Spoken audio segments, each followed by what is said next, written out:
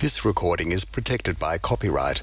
No part may be reproduced without the prior permission of the University of South Australia.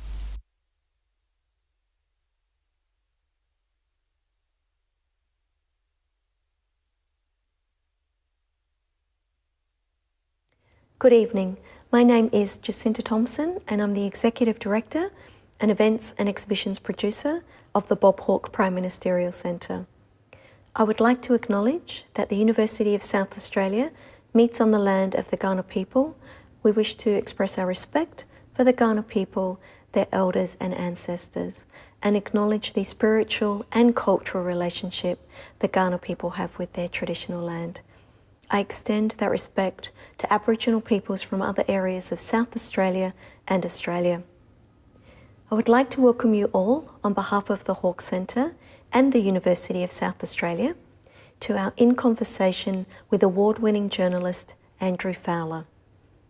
Tonight, Andrew will be in conversation with writer and political satirist Bryan Dawe as they discuss Andrew's book, The Most Dangerous Man in the World, Julian Assange and WikiLeaks' Fight for Freedom. I'm thrilled that Andrew is joining us for the first time at the Hawke Centre, and I thank him for his time and contribution, and to also welcome back the wonderful Bryan Dawe. This event is being recorded and a video will be available on the Hawke Centre website. We encourage you to bring this to the attention of friends and colleagues who could not join us online tonight.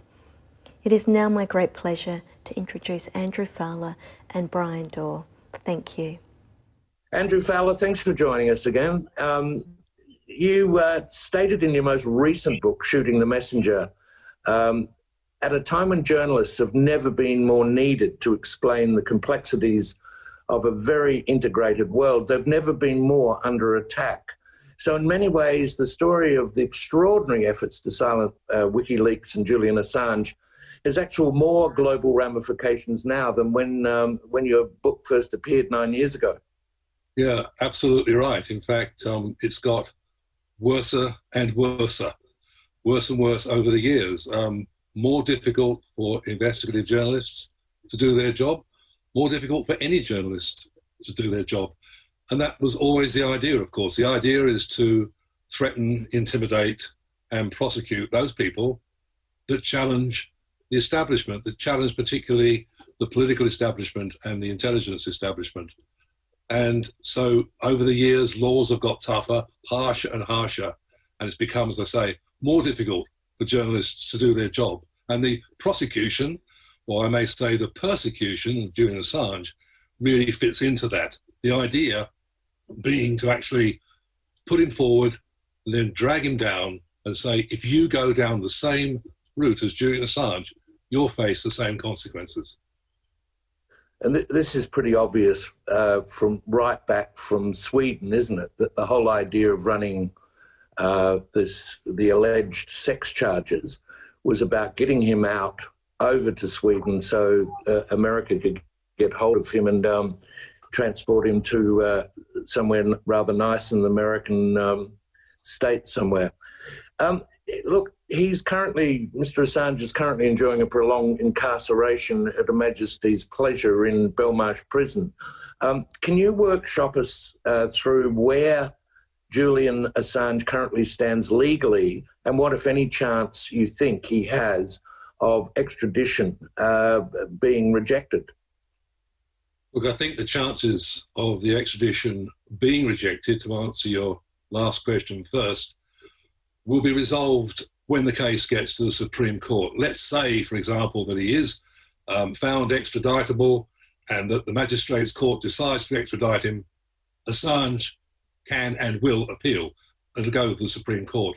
And there he stands a better chance to have the whole tawdry affair thrown out of court, because the Supreme Court has got a very good reputation, a very strong reputation for upholding the rule of law. It did when Boris Johnson prorogued Parliament and they stepped in and told him that he'd broken the law and they had to reopen Parliament. So it's a very strong court. Down the other end where he is now before Belmarsh Magistrates Court is a completely different kettle of fish. He faces a much more hostile environment. which we'll come back to, because I rather like some of the players involved in that, which is just a little bit Monty Python. But, I mean, how is it possible today that a journalist who's committed no crime in the United States is not a US citizen? How can they be charged under a law which alleges the journalist was working as a spy? I mean, when there was no evidence the person had passed the information on to anyone but the general public. This is not a prosecution. This is, in fact, a political persecution. That's exactly what it is. Department of Justice in America is loaded with Donald Trump cronies, and they are pushing for a prosecution that the Obama administration abandoned because they couldn't find a law that fitted the argument. And so they did not go ahead with the prosecution. So this is, in fact, a persecution, a political persecution of a journalist. How that manages to stand in British courts, I must say, is one of the great unanswered questions. It seems extremely dubious that the people that are hearing the case at the moment are compromised, particularly the magistrate that oversees the whole of Westminster Magistrates Court system, Lady Arbuthnot. Yeah, so I have a satirical character, Sir Murray Rivers QC, and I think he'd love to marry that woman if she was ever available, because they'd get along very well in their views of the world. I'm going to come back to her later, but let's go back to what might happen in America. Okay, Joe Biden gets elected. What could happen there? Is this going to change the situation in America? Where does Biden and Harris sit currently on Assange, given that WikiLeaks released 21 of Harris's emails, didn't they? They did. The question about where they stand, Joe Biden described Julian Assange back in 2010, I think it was, as a high-tech terrorist. Now, he's now saying that he thinks that journalists should reveal information, but that they shouldn't put the national interest in danger. So he's stepping both sides of the street on this. As for Harris, well, I think that she also hasn't been clear, asked about Assange, whether or not, where she'd actually stand on that, although she believes in freedom of the press, which goes back to the original decision by Obama not to prosecute. They didn't prosecute because there is no prosecutable offence for a journalist. And what Assange is a journalist, not my opinion, not the opinion of other people who... yes. But the opinion of the High Court of the UK. So he can't be prosecuted. Yeah, now this is a big one, isn't it? The whole idea of him being a journalist or not a journalist. And it was the excuse that the Washington Post and the New York Times, allegedly people, newspapers that would support fighting these charges, they just refused to accept him as a journalist, which meant that he got put under a bus, basically. And that must have made it very, very hard to do anything. Well, it's not very good when the people you're working with, as you say, throw you under a bus, particularly the New York Times. And what they were doing was they were putting a gap between them and Assange and saying, don't come for us. We're protected by the First Amendment, which allows journalists to operate, providing they're not operating as spies, providing they are publishing the material in the public interest. What the New York Times was doing was saying, we're not like him. He's different from us. And that was an act of bastardry that takes some beating. That will take some beating. I think that'll hang around for quite a while, I think, that one. Look, reading the book again, I couldn't help thinking at times that this entire story, rather than being a factual narrative, it was some sort of fictional cross between Shakespeare and a John le Carré novel with a bit of English pantomime thrown in. Let's go back to the judge, Emma Arbuthnot, the Chief Magistrate and the Senior District Judge of England and Wales. She had a bit of a conflict of interest with all that, didn't she, really? And it does make you wonder how anyone in Assange's situation can get a fair look. Well, the rules the guidelines that govern the way that judges and magistrates behave are laid out for all to read and all to see. And they say that if you have any perceived conflict of interest, specifically if any of your family members are involved in anything which may impinge upon before you, you must dismiss yourself from this case. Well, seems reasonable, isn't it? It's quite reasonable. It's as you would behave, as I behave, Bryan. Dismiss yourself from the case. What happened in this case is that Lady R is married to a member of the House of Lords. He's not only on the Security, or was on the Security Intelligence Committee, he also had a business relationship with the former head of MI6. So I would have thought that was enough. I personally can't see the problem, Andrew. I don't know what you're concerned about here. Clearly. And clearly she's in the same view as you. Yes, of course. Then there's the, let's go back to we'll go to the embassy, the hilarious and bizarre activities that you go into great detail in your book, and this is where the comedic Shakespeare comes in. The Ecuador embassy leading up to the British wallopers storming the joint and hustling Julian off to his new accommodation. This was really beyond pantomime. Do you want to tell us about it? It was like one of those dreadful British carry-on movies, carry on up the embassy. Can you explain what happened there? Well, indeed. I mean, it wasn't so serious, completely farcical, that a gang of desperados managed to get their hands on some very interesting vision from inside the embassy. The embassy had been covertly surveilled since 2015 to 2018. So they had 3 years of vision of this, of everything that was going on inside the embassy. Julian coming and going, meeting his lawyers, all the rest of it. So they decide to put up on Twitter the fact they've got their hands on this material. And they say, we would like to meet people who might be interested in buying it from us. And so where is this happening? Well, it's not happening in London, it's happening in Madrid, of all places. So these guys reach out to Christian Hrafnsson, who's the head of WikiLeaks at the moment. Now Julian's in the slammer, as you say, and arrange to meet him. So Hrafnsson says, "Okay, I'll meet you in the hotel, the centre of Madrid, and we can have a chat."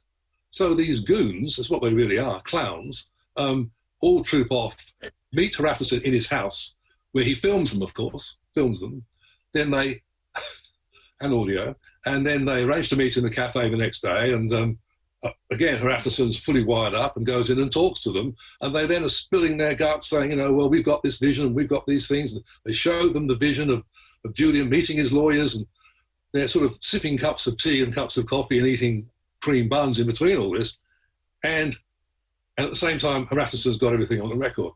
So, next day, they go to London. And they go, well, I mean, they're really shocked. This is the first time that WikiLeaks knew that the level of espionage inside the embassy was as grave as it was. They had their suspicions, but this was absolutely the gold-plated significant issue. They held a press conference in London, invited all the reptiles of the media along, and produced the document saying, look, here are screenshots of all the stuff of us meeting lawyers and the rest of it, all being surveilled inside the embassy. Within 24 hours, the Metropolitan Police went in the door and dragged through. With that terrible sign of him holding up his book, his Gorbidel book about the secret state, and dragging him down the stairs and putting him in the paddy wagon. And although it looked comedic in a way, it was an absolute tragedy and a travesty of justice. Well, I go back to Andrew, the whole idea of Shakespeare. He said you cannot have comedy. Well, he didn't say it, but we know from Shakespeare that you cannot have comedy without the drama, and you can't have the drama without the comedy. And if that isn't Shakespearean, I don't know what is. And as you say, if it wasn't such a serious topic, you laugh, and it's tragic. It's tragic. So we know the extent of the surveillance, which, as you say, recorded his meetings with his lawyer, Geoffrey Robertson. Is he confident? Is young Geoffrey of the transplant, is he confident here with the British system? Yeah, I'm not too sure what Geoffrey Robertson thinks of the British system. He's not been so closely involved in the case, but certainly the lawyers representing Assange are very careful about what they say about the system, because you need to stick to the facts of the case and argue and make the argument. And I think they need to be very, very cautious about what they say about judicial independence. I mean, I think they did ask for Lady Arbuthnot to be removed, and I think she did remove herself, but maybe not recuse herself. I'm not sure of the exact wordings, but I don't think she's ever said she's not actually in charge of everything. I'm not sure. She appears to be rather shadowy in that area, hasn't explained exactly what she's doing. And as for Jeffrey, I'm not sure of his exact role in this area. Oh, okay. So we know the extent of the surveillance now, I mean, which included other things. In light of the surveillance, it was no mean feat then for Assange and his partner to get pregnant twice. I mean, that does bring new meaning to the word quickie, I would have thought. It also maybe how did that happen? It also maybe brings a new understanding to the word covert, because and courage, because to be able to conceive two children when you're watched by the FBI, American intelligence, probably the CIA, maybe also MI5, MI6, they were certainly looking, and possibly even other intelligence agencies, to actually do that, to carry on a relationship unseen by the others, and to maintain the emotional equilibrium inside that environment is truly astonishing. Yes. Yeah, it's the making of a wonderful documentary with them both explaining that later on, I would have thought. The various Australian government's attitude and treatment of Assange has seen, a continuance of the cringeworthy obsequiousness when it comes to our relationship with the US. I mean, Australia's been really incredibly disappointing with this. And when you look at the fact that we seem to be able to, the government supports Australian drug smugglers in Asia, but they get a bit uppity if they get uppity, but not so when it comes to America. I mean, David Hicks, Mahmoud Habib being two cases in point where we've really failed again. So it's in a way not a surprise that we've failed, but can we talk about some of the aspects of that lack of support? Alexander Downer, for example, had some interesting things to say, didn't he? Oh, well, Downer has been very critical of Assange and very critical of the work of WikiLeaks. And it's hardly surprising, given that WikiLeaks revealed the lies and deception that led us into the slaughter of Iraqis and Afghanis. He is not a supporter, I would say, of an independent Australian foreign policy, to put it mildly. The problem that Australia has is it pays a very high price, I think, when its citizens get into trouble in areas that concern the United States. When they get into trouble in areas where the United States is not so interested, anything can go. It's fine. Michelle Corby, the convicted drug smuggler in Mali, can get 2 QCs provided by John Howard on appeal. When it comes to actually dealing with people where the Americans are interested in the case, and in this case very interested, then we do not pursue the interests of the Australian citizen who's in the breach.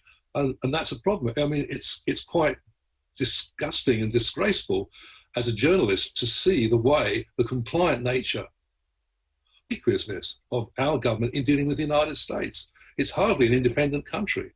I don't think any other member of the Five Eyes, that's the intelligence sharing organisations, none of them would put up with the sort of stuff that we're putting up with the treatment of Julian Assange. I can't imagine the UK standing by and not defending one of their citizens if they were caught in this.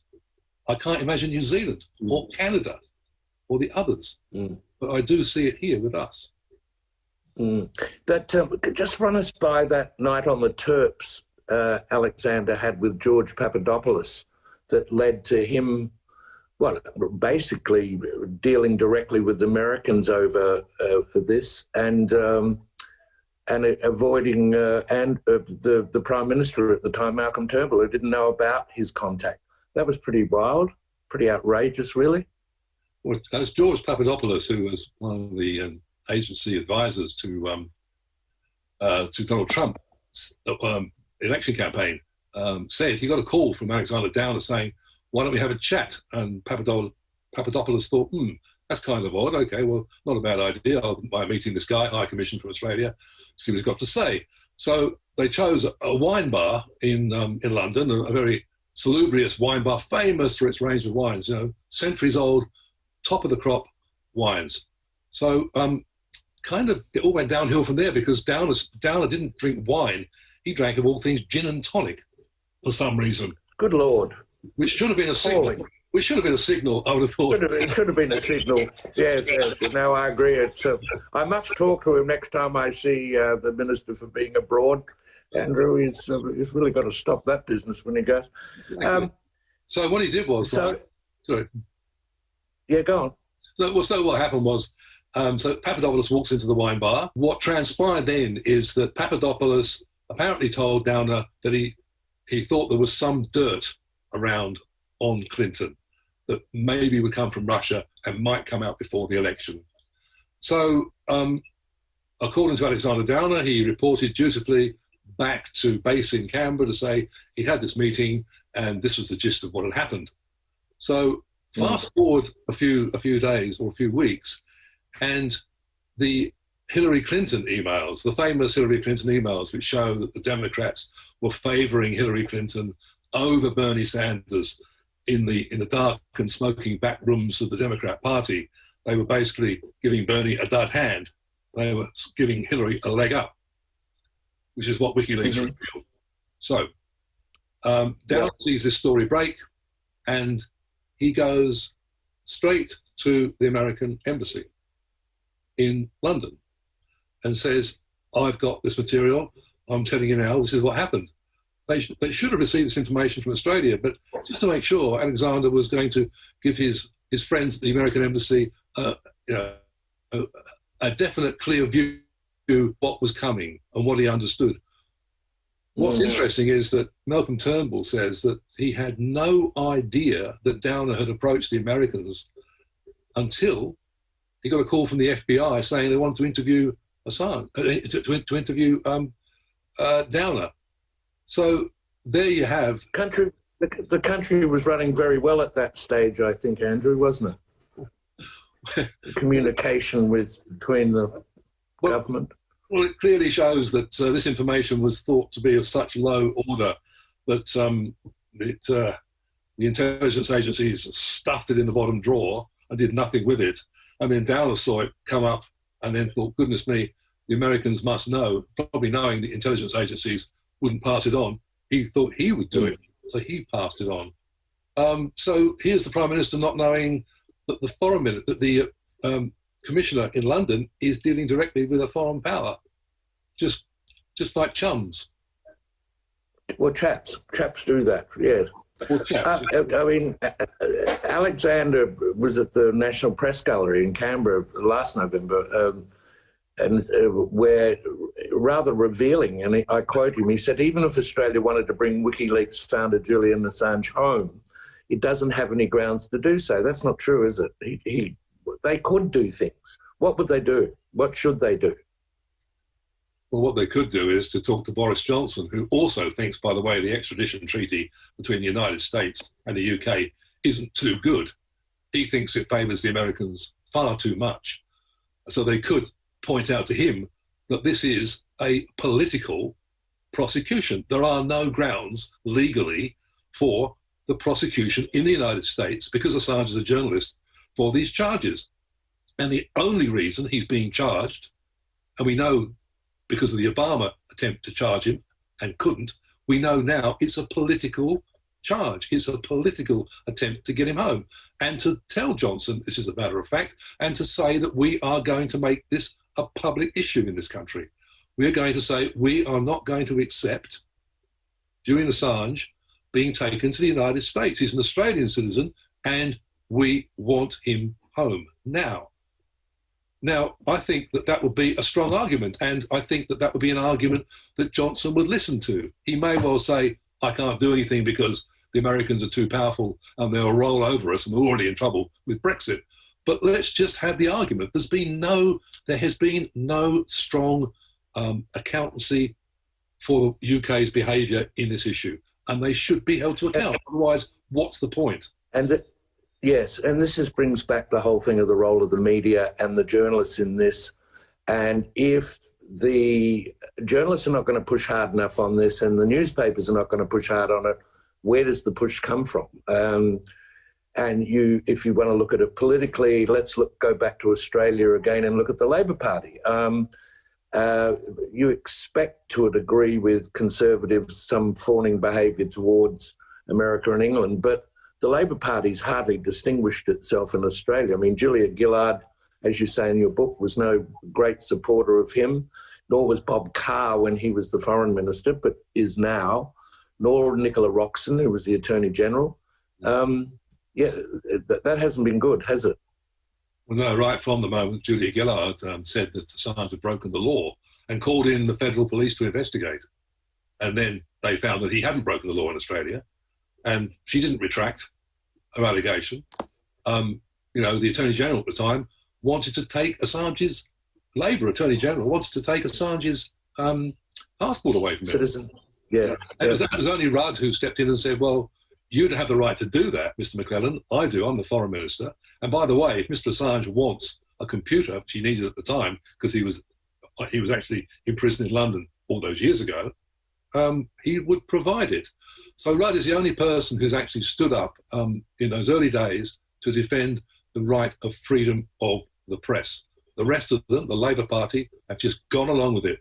Bob Carr, as you rightly point out, has changed now because of the severity of the problem, the real issue that Assange will die in prison, facing 175 years. He's now come over and he's now campaigning for the return of Julian Assange to Australia.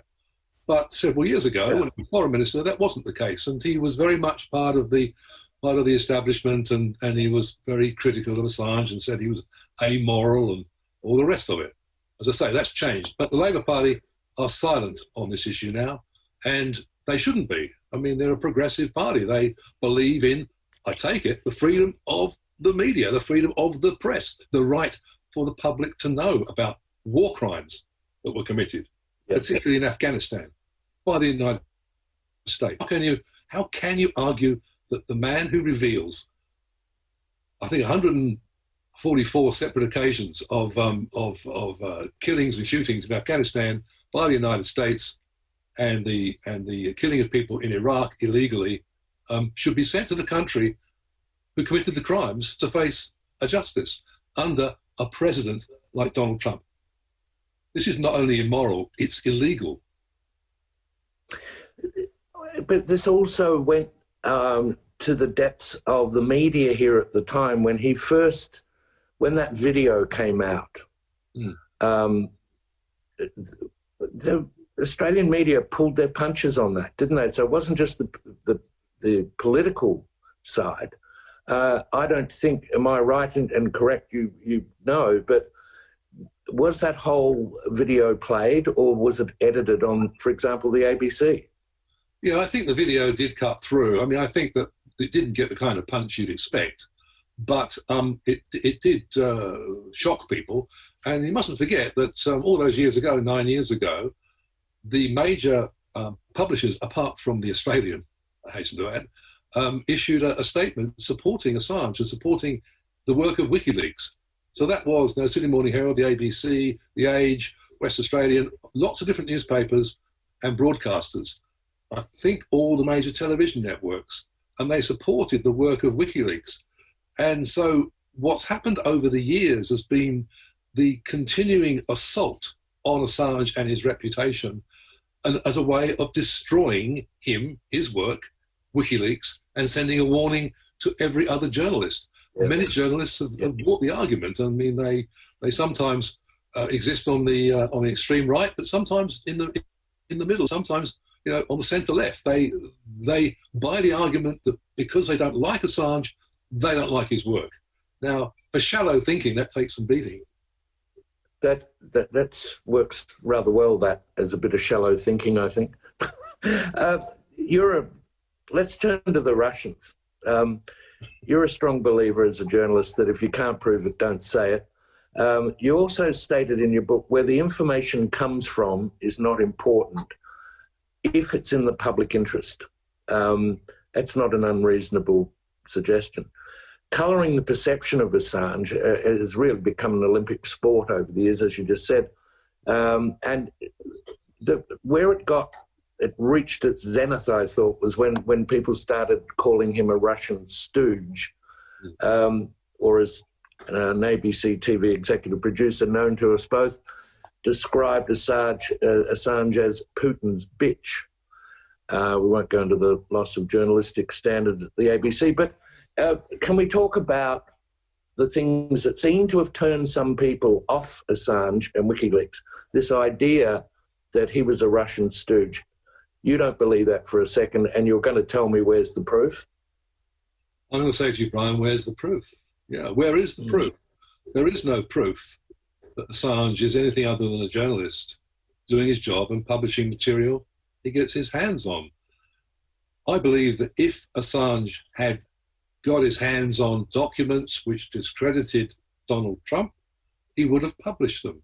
I defy any journalist who's a journalist to actually say that they would not have published the Hillary Clinton emails. Why? How can you possibly say that you're a journalist if you don't publish explosive and really important information about the process inside the Democrat Party by which they choose their presidential candidate? And yet there are journalists who say, and have argued publicly, that that shouldn't have been done, that aided Trump. Yeah, which is not their job to decide who's right and wrong here anyway, who's good and bad. But it seems to me that the Russian stooge idea gave the people trying to put him in jail in America, gave them an extra boost at a time when there wasn't much else going on other than what had already happened. Where did this from? Do you know where the push came from about him being the stooge? Well, the idea of him being a stooge comes from those people that want to discredit him and to smear him. And if you go back to 2010, 2009, there's actually a document released by WikiLeaks which showed the cycleration that the United States military was going to run against WikiLeaks. They pointed to hitting the centre of gravity and discrediting the person at the centre of the organisation, which would be Julian Assange. So there it is, and you can go on the net and read it. It's joining up the dots of actually how they have repeatedly made these smears and these slurs. And if you read the establishment media, and we've mentioned New York Times before, this also plays into the argument that says that he's not one of us. So journalists in high and exalted executive office meet military people, meet people in the establishment, and they are shocked and appalled by what Assange is doing. He's offended all sorts of people, including Hillary Clinton, very nice people. The Obamas don't like him either. And so it all becomes, it's all very tacky, all very nasty. So he becomes a persona non grata. I would have thought that's a badge of honour as a journalist, to be a persona non grata. But apparently not. Apparently in our corporatised world, you're working on it, Andrew. Could you just speak into that flower pot, please? Asia, I'm a bit worried about the audio level. Here's a name that I found fascinating in your book. Khaled El-Masri. It's not a name that rolls off a lot of tongues. It was one of the great reminders in your book that if we needed to know what a legal and immoral depths the US is prepared to go to silence Assange and WikiLeaks, then the answer has got to be found in the chapter called The Trouble with Hillary in your book. Tell us what happened to this Lebanese-born but German citizen, Khaled El-Masri. And it was almost, he's got an Arab name, so he must be a terrorist. That's what it felt like. Well, Khaled El-Masri was living in Germany, and like many people in the world, he was having matrimonial trouble. He just thought, look, I'll take a few days off, catch a bus to North Macedonia. He'd heard it was a paradise for eating and drinking and basically living pretty cheaply. Unfortunately for Khaled El-Masri, when the bus crossed the border some guards got on and just dragged him off to a hotel where they threatened to shoot him and threatened to hide him from his family for the rest of his life. So what Khaled al-Masri did was to say, well, first of all, I don't speak English very well. And secondly, what are you accusing me of? The guards didn't accuse me of anything, but they handed him over to the Americans, who took him off to Afghanistan, where they put him in a small cell and psychologically tortured him and deprived him of access to any diplomatic representation, which he's asking for. He's saying, I want to see the German diplomats, I want to see somebody. He went on hunger strike for a number of weeks, lost a lot of weight, and was beside himself. I mean, here's a guy who's going, well, what have I done? What, I mean, I know I had trouble at home, but this is clearly. My wife had some very bad contacts. I mean, I make humour of this, but you know, it's not a humorous. No, it's not humorous because he's caught up there, Brian, and he can't get out. And it's like, what have I done? It's Kafka. What's the charge? Eventually, they say, you're an Al Qaeda bomb maker, and then they said, and he said, I'm not, and they went, oh, hang on a second, your name's spelt differently. They picked up the wrong person. Now, you'd think that having picked up the wrong person, CIA would have. No, but because they were running a dirty operation around the world, the black ops operation of snatching people off the streets after 9/11, they held him in the jail. How do we know this? Because the Americans, being at times an extraordinary republic which publishes information which may not be to its best benefit, revealed this in an open document, an investigation of what happened to al-Masri. And they said, yeah, we got it wrong. And they held him knowing that if they let him out, he'd go to the Red Cross, and then they blow the lid on the whole dirty operation that they were operating around the world. Eventually he gets dumped in Albania and ends up going home to Germany. Before he leaves, the Americans say to him, now listen, al-Masri, Khaled. I love this bit. They say, on no account are you to speak to any journalists. So, I'm supposed to do satire. He didn't speak. He spoke to a lawyer instead. Yes, he did. And from there, he took his case to the United States, all the way up through the court system, all the way up to the Supreme Court. And the Supreme Court ruled on his appeal that they could not hear this case because it was not in the national interest for information to be revealed about his case. He tried again with a civil case, and I recollect they even barred him from the country. Couldn't get in.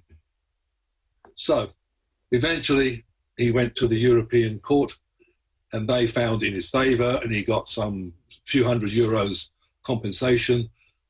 But the big thing is he got his recognition. He got recognised for the trauma that he'd been through. And the complete... This is 5 years later, isn't it? This is 5 years later. 5 years later, Brian, yeah. So if you ever wonder why there might be a slightly jaundiced view of the Americans' view of democracy, freedom of speech, and freedom, there's a case where Khaled al-Masri might put you straight on a few things. And Assange could be forgiven for feeling the cavalry wasn't going to turn up, based on that story. And the Justice Department did try. They were literally at war with the Defense Department in America, weren't they, over this case? Because they were saying, "Come on, we got this wrong." But as you say, they let that go, and they're going to show up all the black sites, etc. Well, the dogs bark and the caravan moves on. In 2017, Trump had been sworn in, and there's a fascinating chap in your book called Adam Waldman, who fronts up to the Ecuadorian embassy, invited by WikiLeaks to a meeting. What's Adam Waldman doing there? Well, he was working for the Department of Justice at one time, had good relationships with the Department of Justice, and he was there to negotiate some kind of settlement to get Julian either out of the embassy or to the United States to give evidence.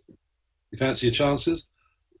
This was a fluid discussion that was going on in an attempt to work out a passage which could end this impasse between the United States and Julian Assange. Now, Waldman is famously known as being the Forrest Gump of attorneys, but he's like Forrest Gump who ends up in the right place at the right time. But unlike Forrest Gump, he has a good brain. So he made a very strong attempt to get a deal. The problem is that the FBI director, James Comey, pulled the plug on the deal and said he didn't want to know about it anymore. The Department of Justice and Waldman continued their talks. They went on for a while, and eventually a number of things started closing in.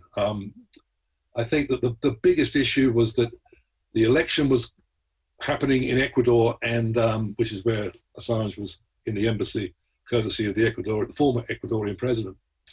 And there were going to be a changing of the guard. So the pressure was on there in part. There was also pressure to get documents out that Assange had got, these famous Vault 7 documents, which are so crucial in understanding what happened at that time. And so Julian released one lot of documents, Vault 7, which were quite interesting in the sense that they revealed that your television set, for example, could be turned on remotely. Yes, I was going to ask you. This is part of the CIA Dream Team, isn't it? With the Mobile Devices Branch, I think they're called. Was that right? Yeah, I think that's right. The name of them? Yeah, tell us about it. I love what they're up to. Well, they weren't only turning on your TV and listening to what you might be saying or not saying or watching. They also were developing a system by which it was possible to interfere with a car's navigation system. So you could be driving along the road and with one of these high-tech super-duper cars which run on computer systems, suddenly you leave the road and hit a brick wall. Suddenly you turn into the face of a truck. Suddenly your car just blows up. Very good for assassinations. In parenthesis, this is just to say this, you have assassination squads in Afghanistan. They just, and revealed in the WikiLeaks documents, they just go and kill people. They just go and execute them. After they're on a list, they give a list of names, people up the chain, they say, yes, that guy or that woman or that village, you can hit it, you can hit it, you can hit it. So you just go out and take it out. This is an assassination. We call it murder. This is actually murdering people without any jurisdiction. You talk of the jurisdiction of dealing with Assange. That's low level jurisdictional problem for the Americans. They just go and kill people in a country because they choose to kill them, and there's no fireback. There's no way of appealing that decision because you're either dead or you're terrified. And if you do, this is called extrajudicial reach. It's called. In this case, it's a military reach. Yeah, I mean, it's almost like got to the point, and with drones, etc., etc. That's another story again, where they can't distinguish anymore at any level in the military between a television game or a board game on your computer and reality. And if you grow up looking at things that if something happens, you can rewind and do it again, this is where it leads, I suppose, of people being so disconnected from people's lives. Anyway, it's all rather depressing, that end of it, and where it's going. But that, again, is something where I come back to what's important for investigative journalism, to be able to show people these stories. I mean, to me, your book is worth reading on lots of levels, but on that level and the one about El-Masri, they are important stories that need to be told. They're certainly not going to be told in the normal media. My feeling is that the positive side is a lot of people like yourself are writing books about it, and people are now getting their information via there. And that's, I think, a positive thing. I hope you think so.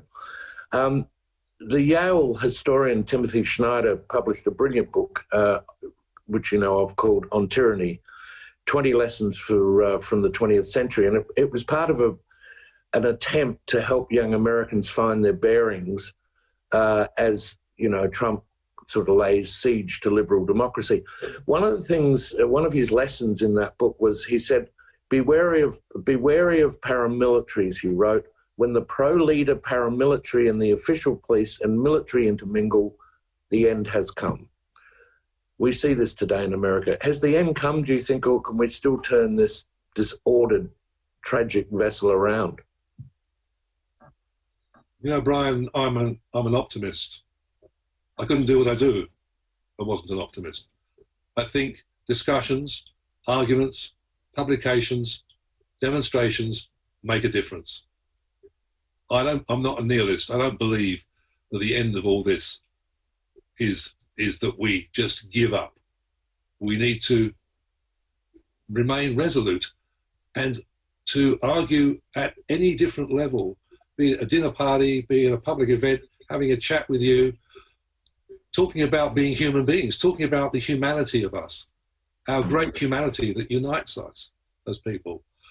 And I think that if we do that, and if as journalists we recognise that we can make a difference, and it's not just to pay the rent, it's not just to climb the ladder, it's actually about making a better future, making a future now, or even a better future, a future for our children, and a future for us too, to disclose darkness and terrible, terrible things in our world. No matter how unpopular you become, no matter how dark it is, you know that in the end, we will win. We will win. We will not be defeated by this. The people of the world, I think, in the Western democracies, can see the face of evil now. They see this terrible, terrible, awful situation in the United States. They see what this terrible ogre brings to them, to their daily lives, and I think that they will reject it. I really do. I think that will be a big test of whether or not I'm whistling Dixie or I'm telling you the truth. Andrew, thank you very much for your time. It's been very enjoyable as always, and distressing at some point, but we live in hope. I think that you're right about this. Yeah. Thank you very much. Well, thanks very much, Brian. I thoroughly enjoyed it.